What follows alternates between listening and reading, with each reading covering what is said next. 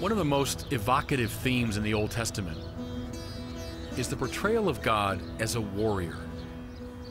Yahweh fights against the enemies of Israel. Nevertheless, Israel was not the supreme nation of the world. On the contrary, it was, in the course of its history, enslaved by Egypt, attacked by the Philistines, exiled by the Assyrians and the Babylonians, overrun by the Greeks and the Romans. And so Israelites began to dream that one day God would definitively battle the enemies of the nation and make it the dominant power in the world. And so we shouldn't be the least bit surprised that when Jesus comes, speaking and acting in the very person of God, he comes to fight.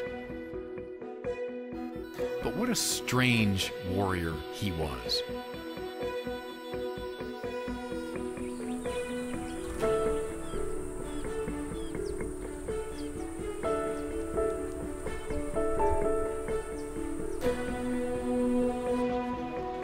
Our first glimpse of Jesus the fighter is at Bethlehem, in the stable over which the Church of the Nativity stands today. The Christmas story is not just a charming tale we tell to children. It's full of this motif of Jesus the warrior, the one who's come to fight.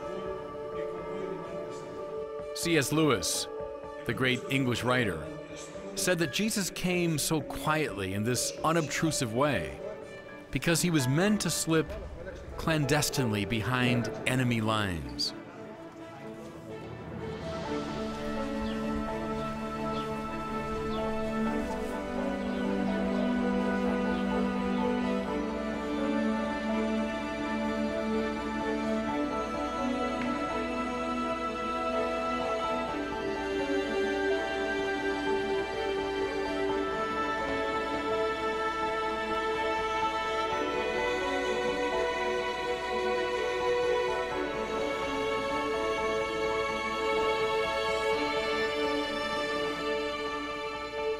If we look in Luke's account of the Nativity, we see these warrior motifs quite clearly.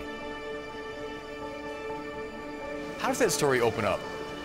By invoking two of the most powerful people of the time. It said, while Quirinius was the governor of Syria, and when Caesar Augustus was the king of the world, a census was called.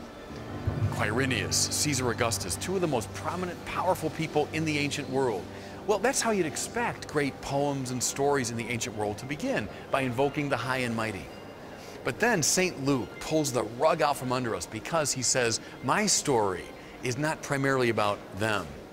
My story is about this little couple making their way from one dusty outpost of Augustus' empire to another, about Mary and Joseph coming here to Bethlehem.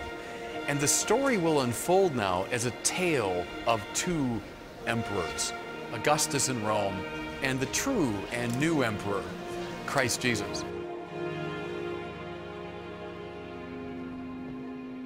We hear that Mary came to Bethlehem, to this place. There was no room at the inn. So he was born in a cave, a stable, with the animals around him. Who was the best protected person in the ancient world? It had to be Caesar Augustus in Rome. But the true emperor, the new emperor, arrives unprotected. Imagine a newborn baby, too weak even to hold up his own head, and now wrapped up in swaddling clothes. Can you imagine an image of greater weakness, vulnerability? Who'd be the most powerful person in the ancient world? Caesar Augustus in Rome. The new emperor, the true emperor, is not powerful in that worldly way, but someone who's willing to be wrapped up and vulnerable in love. Who was the best fed person in the ancient world? It had to have been Caesar Augustus. Snap his fingers, get any sensual pleasure he wanted. And most of us would think that's essential to the good life. But the true emperor, the new emperor, is not one who is fed, but who becomes food for the world, placed in that manger where the animals eat. One more detail from that story. we hear that an angel appeared to shepherds in these hills surrounding Bethlehem. Don't get romantic about the angels.